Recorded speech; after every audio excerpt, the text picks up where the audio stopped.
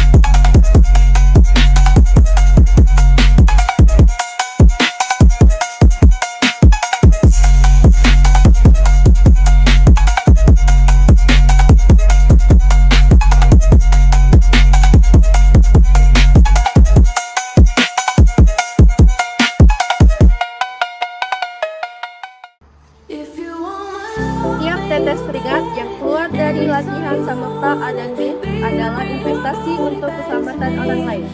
Dengan tubuh yang terlatih, semangat yang kuat, dan teknik yang benar, respon Basarnas selalu siap siaga demi tugas kemanusiaan.